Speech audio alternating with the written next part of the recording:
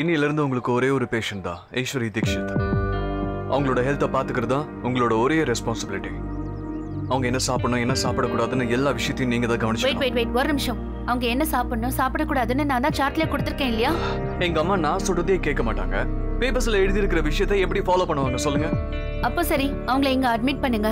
அவங்கள நான் நல்லா பாத்துக்கிறேன். அவங்கள ஹாஸ்பிடல் அட்மிட் பண்ணனும் எனக்கு அவசியம் இல்ல. எக்ஸாக்ட்லி, உங்களுக்கு தானே அவசியம். கொஞ்சம் கூட அறிவே இல்ல. வாட்? மிஸ்டர் தீக்ஷித், நீங்க ராங் ஃப்ளோருக்கு வந்திருக்கீங்க. சைக்காட்ரிஸ்ட் டிபார்ட்மெண்ட் செகண்ட் ஃப்ளோர்ல இருக்கு. உங்களுக்காக அப்பாயின்மெண்ட் வாங்கிக்கோங்க. எங்க அம்மா உடம்பு சரியில்லாம இருக்க விஷயம் உங்களுக்கு புரியலையா என்ன? News flash mister Dev Dikshit, இது ஹாஸ்பிட்டல். பேஷண்ட்ஸ் மட்டும்தான் ஹாஸ்பிட்டலுக்கு வருவாங்க. நான் டாக்டர். என்னோட ரெஸ்பான்சிபிலிட்டி ஒரு பேஷண்ட் பாத்துக்கிறது மட்டும் இல்ல. இங்க நிறைய பேஷண்ட்ஸ் வருவாங்க, அவங்கள நான் பாத்துக்கணும். இந்த நேரத்துல எங்க அம்மாவுக்கு உங்களோட சர்வீஸ் கண்டிப்பா தேவை. ஏன்னா நீங்க கொடுத்த டயட் சார்ட்டை அவங்க ஃபாலோ பண்றது இல்ல. ஒருவேளை அவங்களுக்கு மட்டும் ஏதாவது ஆச்சுன்னா.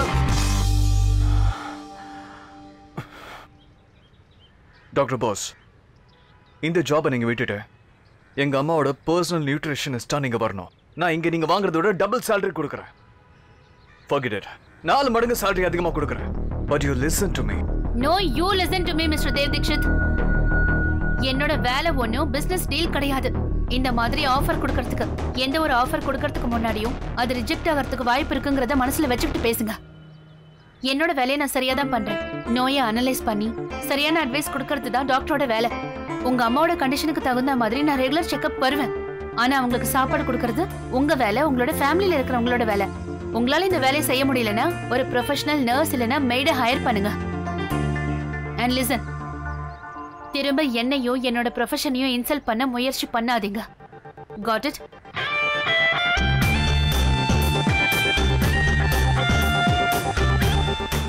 உங்க 2 நிமிஷம் முடிஞ்சிருச்சு மிஸ்டர் தீக்ஷித்.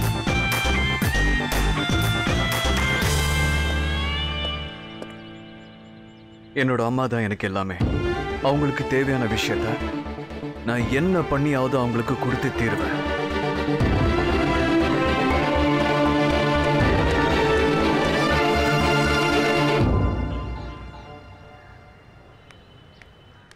அக்கா, அடி கொடுங்க.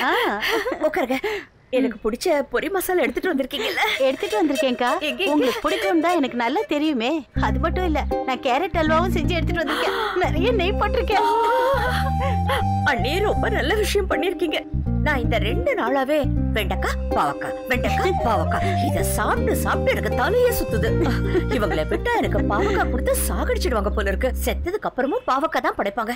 என்னக்கா நீங்க ஏன் இப்படி எல்லாம் பேசுறீங்க? நான் உங்களுக்கு கண்டிப்பா கேரட் அல்வா தான் படைப்பேன். அது நான் வாய் தவறி சொல்லிட்டேன்க்கா. உங்களுக்கு ஒண்ணும் ஆகாது. நீங்க 100 வருஷம் நல்லா இருப்பீங்க. இங்க பாருங்க, இது சாப்பிடுங்க. எப்படி இருக்குக்கா? இந்த டாக்டர் சாட்ல என்ன எழுதி கொடுத்திருக்காங்க தெரியுமா? நிறைய உப்பு சாப்பிடணுமா. நீங்களே சொல்லுங்க. அதிகமா உப்பு சாப்பிட்டா என்னோட பிபி அதிகமாகாது. சின்ன விஷயம் கூட உங்களுக்கு தெரியல. அக்கா, இப்ப இருக்கிற டாக்டர்ஸ்லாம் காப்பி அடிச்சுதான் பாஸ் ஆகுறாங்க. அக்கா, நீங்க அத பத்தி எல்லாம் யோசிக்காதீங்க. ஏன் சாப்பிட மாட்டேங்கிறீங்க? சாப்பிடுங்க. உங்களுக்காக தானே கொண்டு வந்தேன். ஆறி போயிடுச்சுன்னா நல்லா இருக்காதுக்கா. அப்புறம்க்கா, எங்க வீட்டு பக்கத்துல ஒரு அண்ணன் இருக்காருல்ல, அவர் தான் இந்த நெய்யை அனுப்பினாரு. அதை தான் நான் அல்வால போட்டிருக்கேன். அது மட்டும் இல்ல, பாதாமும் நிறைய அரைச்சு போட்டிருக்கேன். பாதாம கட் பண்றதை விட இது நல்லா இருக்கும்ல. சாப்பிடுங்க. அம்மாக்கு இப்ப ஸ்ட்ராங் டயட் போகுதுன்னு தெரியும்ல. நீங்க அம்மாக்கு ஹல்வா எடுத்துட்டு வந்திருக்கீங்க. அண்ணாக்கு மட்டும் தெரிஞ்சதுன்னா இதத்தான் நானும் இவங்க கிட்ட சொன்னேன். இவங்க ஊட்டி விட்டுட்டாங்க. அண்ணாக்கு தெரிஞ்சதுன்னா அவர் என்னதான் திட்டுவாரு. எதுக்கு திட்டுவா? நான் அல்வா தானே கொண்டு வந்திருக்கேன். நான் ஏதோ பெரிய தப்பு பண்ண மாதிரி என்ன திட்டுற? இங்க பாரு, அவன் ஏதாவது திட்டினானா அத்தை தான் கொண்டு வந்தாங்கன்னு சொல்லு. அவன் ஒண்ணும் சொல்ல மாட்டான். அத்தை என்ன சும்மா அத்தைங்கிற? நீ எதுக்காக சும்மா நின்னுட்டு இருக்க? போய் 2 டீ கொண்டு வா. வீட்டுல தான் இப்ப பார்த்தாலும் நானே டீ போட வேண்டியது. இங்க ராணி மாதிரி உட்காந்து குடிக்க போறேன். சீக்கிரமா டீ கொண்டு வா. சீக்கிரம் போனே. டீ போட சொல்லு. அப்புறம் கிரீம் பிஸ்கட்டையும் எடுத்துட்டு வர சொல்லு.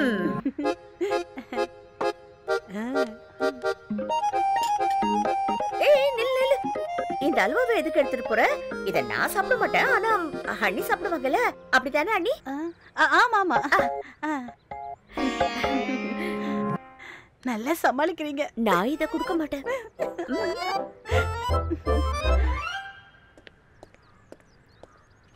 டாக்டர் சேனா, நான் உங்ககிட்ட பேசணும் இப்பவே.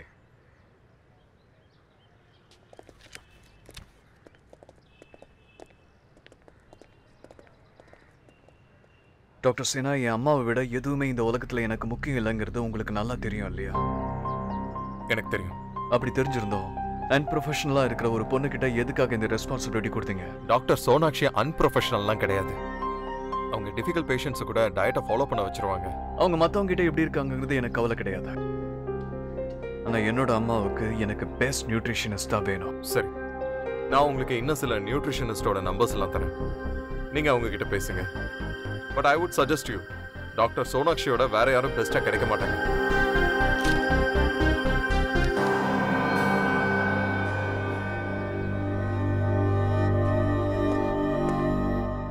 அண்ணி, அல்வா ரொம்ப நல்லா இருந்துச்சு. வயிறு நிறைய சாப்பிட்டுட்டேன். அக்கா, இந்த ராதாராணி இருக்கும்போது நீங்க எதுக்கு கவலைப்படணும்? அது மட்டும் இல்ல, இன்னொரு சந்தோஷமான விஷயம் இருக்கு. அப்படியா? என்ன விஷயம் சொல்லுங்க. அக்கா, ரத்தினசாமி ஞாபகம் இருக்கா? அதான் வைத்தியரா இருந்தாரே, நம்ம தெருவுல கூட கடைசி வீட்டுல இருந்தாரேக்கா. உங்களுக்கு கூட ஒரு தடவை அவரு வைத்தியம் பண்ணிருக்காருக்கா. இப்பவாது ஞாபகம்? சரி சரி விடுங்க. அவருக்கு என்ன ஆச்சு? நான் அந்த வைத்தியரை பார்த்தேன். அவருடைய பொண்ணு வந்திருந்தா. உண்மையிலேயே அந்த பொண்ணு ரொம்ப அழகா இருக்காக்கா. ரொம்ப நல்ல பொண்ணாவும் இருக்கா. அவ குணத்தை பத்தி தான் உங்களுக்கே தெரியுமே. அவ பெங்களூர்ல ஃபேஷன் டிசைனரா இருக்காளாம். இங்கிலீஷும் ரொம்ப நல்லா பேசுறாக்கா. காலனியில அவ தான் ரொம்ப நல்லா இங்கிலீஷ் பேசுவாளாம். அப்புறம் சாப்பாடும் சூப்பரா சமைப்பாளாம். அவளுக்காக வரன் தேடிட்டு இருக்காங்களாம். நல்ல விஷயம்தான். அவளுக்கு நல்ல பையன் கிடைக்கணும்னு நான் வேண்டிக்கிறேன்.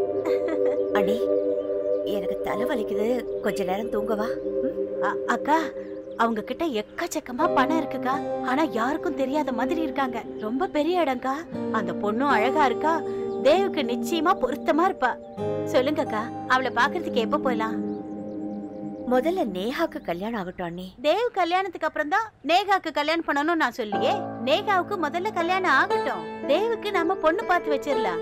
எல்லாம் முடிவாகிறதுக்கு ஒரு வருஷம் ஆகும் இல்லையா? அண்ணி, அது அக்கா, கடவுள் எனக்கு 2 கண்ணை கொடுத்திருக்காரு. ஒரு கண்ணுல தேவுக்காக பொண்ணு பாக்குறேன், இன்னொரு கண்ணுல நேகாக்கு பையன் பாக்குறேன். நேகாவுக்கு தான் முதல்ல கல்யாணம் பண்ண போறோம். ஆனா தேவுக்கு பொண்ணு பார்த்து வைக்கிறதுல என்ன தப்பு இருக்கு?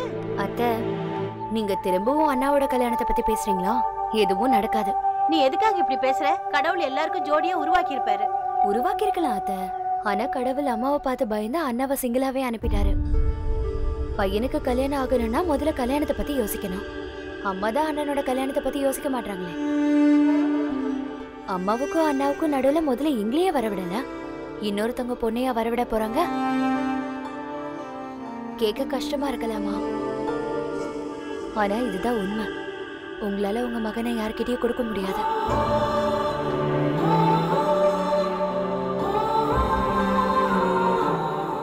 அக்கா, விதியோட நியதி இதுதான். பொண்ணுங்க மத்தவங்க வீட்டுக்கு போயிடுவாங்க. ஆனா பசங்க நமக்கு சொந்தமாவும் இருக்க மாட்டாங்க. பழம் பழுத்ததுக்கு அப்புறம் மரத்துல இருந்து கீழே விழுந்துதான் ஆகும். எத்தனை நாள் தான் அவன் கல்யாணத்தை நீங்க தடுப்பீங்க? எப்படியும் அவனுக்கு கல்யாணம் பண்ணணும் இல்ல? நீங்க பண்ணி வைக்கலன்னா அவனே கல்யாணம் பண்ணிப்பான். ஐயோ அண்ணி, அண்ணி, நான் தேவுக்கு கல்யாணம் பண்ணி வைக்க மாட்டேன்னு நீங்க நினைக்கிறீங்களா? அப்படியெல்லாம் இல்ல அண்ணி. அவசரப்பட்டு எந்த விஷயத்தையும் முடிவெடுக்க கூடாதுன்னு தான் நான் நினைக்கிறேன். நல்லா யோசிச்சு தேவுக்காக ஒரு நல்ல பொண்ணா தேர்ந்தெடுக்கணும்னு நினைக்கிறேன். தேவுக்கு கல்யாணம் நடக்கும். ஆனா சரியான நேரத்துல அவனுக்கு ஏத்த பொண்ணோட.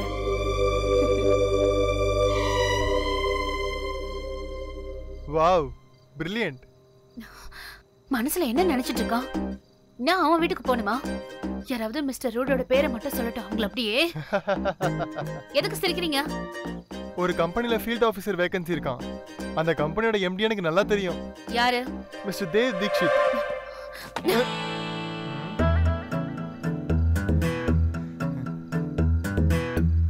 எதுவும் இல்ல. வெயிட் வெயிட், உன்கிட்ட ஒன்னு கேட்கணும்.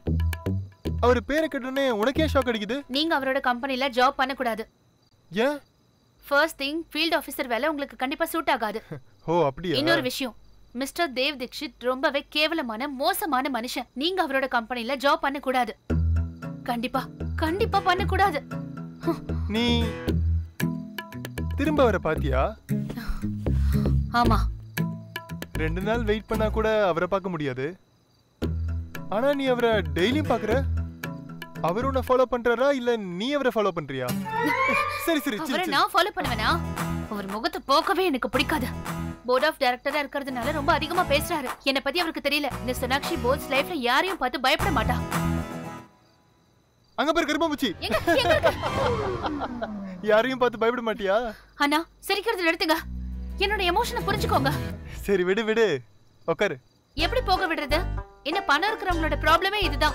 பாக்கெட்ல பணம் இருந்துச்சுன்னா உலகமே கடை மாதிரி தெரியும்.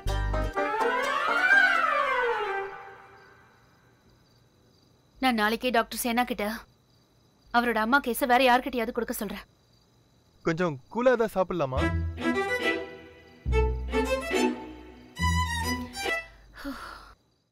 அக்கா வேற ஏதாவது சாப்பிடணும்னா என்கிட்ட சொல்லுங்க, நான் கண்டிப்பா கொண்டு வரேன். கண்டிப்பா சொல்றேன். ஆனா தேவுக்கு தெரிஞ்சதுன்னா பெரிய பிரச்சனை ஆயிடும். நீங்க சொல்றது உண்மைதான். ஆனா அண்ணி அல்வா ரொம்ப நல்லா இருந்துச்சு. சதீஷ் சொல்லுங்கம்மா. அண்ணி அவங்க வீட்ல விட்டுட்டு வந்துரு போ. சரிங்கம்மா. அக்கா இந்த கார் ரொம்ப அழகா இருக்கு. ஒரு தடவை நான் உட்கார்ந்து பார்க்கட்டுமா? ஏன் இப்படி கேக்குறீங்க அண்ணி? இதெல்லாம் கேட்டுதான் செய்யணுமா? இது உங்க கார் தான், உட்காருங்க.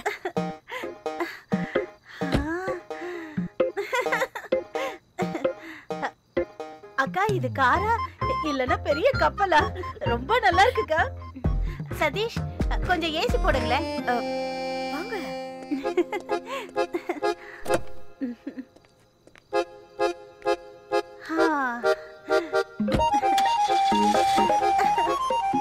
எவ்வளவு சில்லுன்னு காத்து வருது.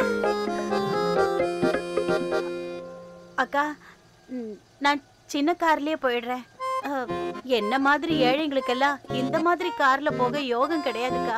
அண்ணி நான் சொல்றத கேளுங்க, நீங்க இந்த கார்லயே போங்க. இல்லக்கா நான் சின்ன கார்லயே வீட்டுக்கு போறேன்.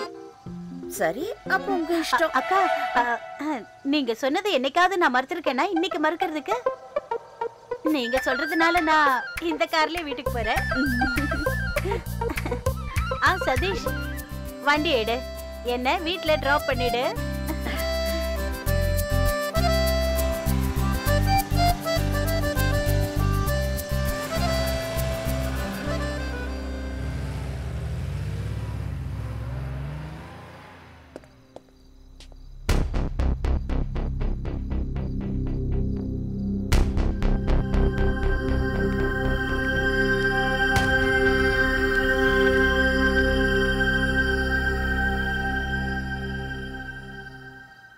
கிருஷ்ணனா சொல்லுங்கண்ணா. கொஞ்சம் அரிசி எடுத்து கொடுங்க. சரிங்கண்ணா.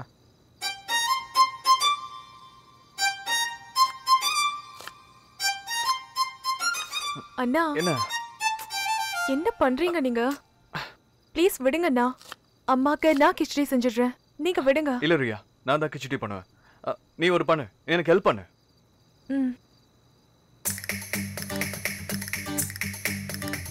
என்னடா அது? என்ன இப்படி போட்டிருக்காங்க? பாசி பருப்புன்னு போட்டிருக்காங்க, தோரம் பருப்பு மாத்தி போட்டாங்கன்னு நினைக்கிறேன். அண்ணா அது வேற பருப்புண்ணா. எனக்கு தெரியும். நீ அந்த பருப்பு எடு. அரிசி எடுத்து கொடுத்துட்டியா? அரிசி எவ்வளவுண்ணா எடுக்கணும்? அது அது ஒரு கிண்ணம் எடுத்துக்கோ போதும்னு நினைக்கிறேன். சரிண்ணா. அண்ணா விடுங்கண்ணா, ஏன் டென்ஷன் ஆகுறீங்க? இல்ல ரியா, உனக்கு தான் தெரியல, டாக்டர் சொன்ன மாதிரி டயட் ஃபாலோ பண்ணணும். இந்த தப்பு பண்ணக்கூடாது. அம்மாவை நம்ம நல்லா பாத்துக்கணும். அம்மாவை தவிர வேற எதுவும் எனக்கு இம்பார்ட்டன்ட் இல்லை.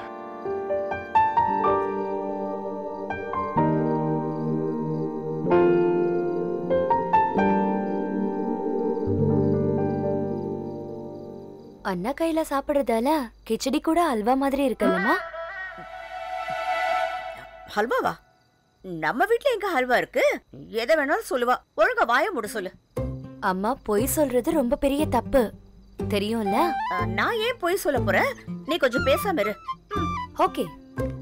அண்ணா இன்னைக்கு அம்மாவை அத்தை பார்க்க வந்தாங்க. பாதாம் போட்டு கேரட் அல்வா எடுத்துட்டு வந்தாங்க. அத அம்மா சாப்பிட்டுட்டாங்க. நான் பொய் எதுவும் சொல்லல, உண்மையதான் அண்ணா கிட்ட சொல்றேன். என்ன இந்த மாதிரி முறைக்காதீங்கம்மா. அண்ணா, அம்மா நான் சொல்றதை கேட்கவே மாட்டாங்க. அவங்களுக்கு பிடிச்சதை மட்டும்தான் சாப்பிட்டுட்டு இருக்காங்க. அவங்களுக்கு திரும்ப உடம்பு சரியில்லைன்னா நீங்க என்னதானே திட்டுவீங்க? அதனால நீங்க அவங்கள பாத்துக்கிறதுக்கு வேற யாராவது வச்சிடுங்க. சொல்ல வேண்டியதை சொல்லிட்டேன்.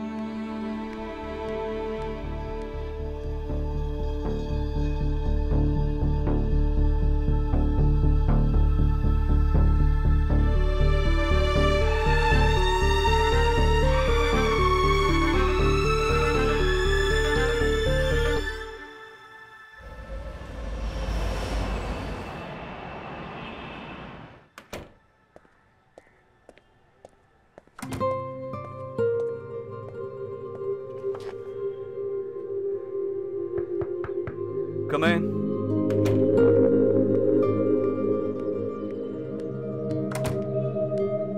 Good morning sir. Good morning. Sir நேற்று நீங்கள் மெயில் சென்ட் பண்ணீங்க இல்லையா, அது நான் சாம் ஆலியாவுக்கு சென்ட் பண்ணிட்டேன். இன்னைக்கு உங்களுக்கு 5 மீட்டிங் இருக்கு. 12 மணிக்கு கண்ணா அண்ட் சன்ஸோட ஓனர் கூட மீட்டிங் இருக்கு. 1 மணிக்கு எதுவும் வேண்டாம், ஒரு லெட்டர் கம்போஸ் பண்ணு. Yes sir. To the board of directors, Gilas Hospital.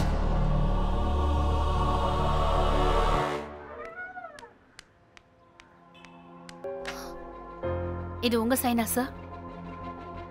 Sonakshi உட்காருங்க, நிதானமா பேசிக்கலாம்.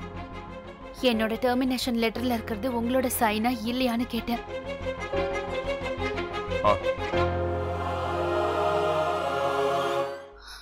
சார், நீங்க எப்பவுமே என்கிட்ட நான் பெஸ்ட் நியூட்ரிஷனிஸ்ட்னு சொல்வீங்க, ஆனா அதுக்கு ரிவார்டா இதை கொடுத்துருக்கீங்க. I'm sorry miss Bose. சாரியா? நீங்க சைன் பண்றதுக்கு முன்னாடி இந்த லெட்டரை படிச்சீங்களா? இதுல நீங்க என் மேல பழி போட்டிருக்கீங்க சார். நான் அன்ப்ரொஃபஷனலா இருக்கேன்னு எழுதிருக்கு. நான் என்னோட டியூட்டியை ஒழுங்கா நிறைவேற்றலையா? நான் ரொம்ப ரூடா இருக்கேன்னு இதுல நீங்க எழுதிருக்கீங்க. உங்களுக்கே நல்லா தெரியும், நான் என்னோட பேஷண்ட்ஸ்க்காக நிறைய பண்ணிருக்கேன். அவுட் ஆஃப் த வே போய் அவங்களுக்கு ஹெல்ப் பண்ணுவேன். என்னோட பஞ்சுவாலிட்டி, என்னோட பிஹேவியர், நான் பேஷண்ட்ஸை ஹேண்டில் பண்ற விதம், இது வரைக்கும் யாரும் என் மேல கம்ப்ளைண்ட் பண்ணதில்ல. ஆனா இன்னைக்கு டெர்மினேஷன் லெட்டர் வந்திருக்கு. டாக்டர் சேனா, உங்களுக்கே நல்லா தெரியும், ஐ நீட் திஸ் ஜாப். ஒரே ஒரு தடவை நான் போர்ட் ஆஃப் டைரக்டர் கிட்ட பேசி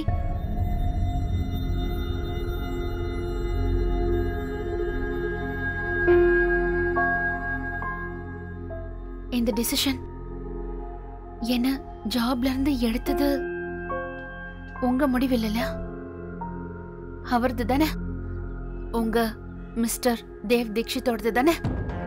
இங்க பாருங்க, போர்ட் மெம்பர்ஸ் எல்லாரும் சேர்ந்து தான் இந்த முடிவை எடுத்திருக்காங்க. என்னால இதுல எதுவுமே செய்ய முடியல. I was helpless. என்ன சார் இது? அவரோட ஆஃபரை ரிஜெக்ட் பண்றதுக்காகவா இப்படி பண்ணாரு? I can't believe this. இவ்ளோ கேவலமான பர்சன்ஸ் இருக்காங்களா? நான் அவர் சொன்னதை கேட்கலன்னதும் என்ன வேலையை விட்டு எடுத்துட்டாரு. இங்க பாருங்க சோனாக்ஷி, உங்களை எனக்கு பல வருஷங்களா தெரியும். as a சீனியர் டாக்டர் நான் சொல்றது கொஞ்சம் கேளுங்க.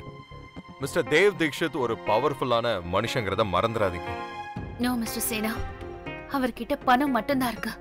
பவர் அவருக்கு உங்களோட வீக்னஸ் தான் கொடுத்திருக்கு. ஆனா நான் என்னோட லைஃபை கண்ட்ரோல் பண்ற பவரை யாருக்கும் கொடுக்க மாட்டேன். And thank you for nothing.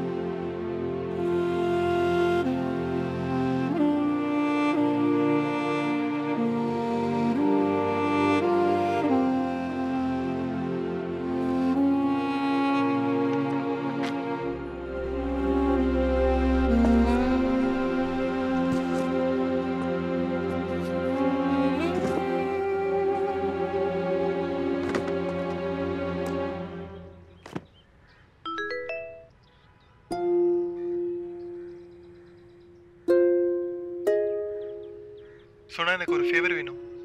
எப்படியும் உனக்கு முன்னாடி உட்காந்து எமோஷ்னலாக பேசி என் ஃபேவர் நான் வாங்கிடுவேன். ஆனால் நான் உங்ககிட்ட அதிகமான ஃபேவர் கேட்குறேன்.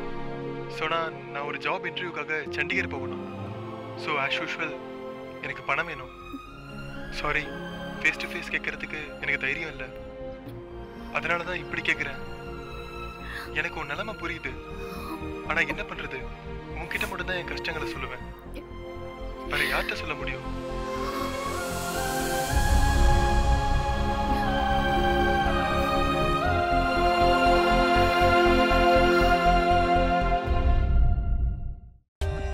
For more updates, subscribe to our channel, click the show links and enjoy watching the videos.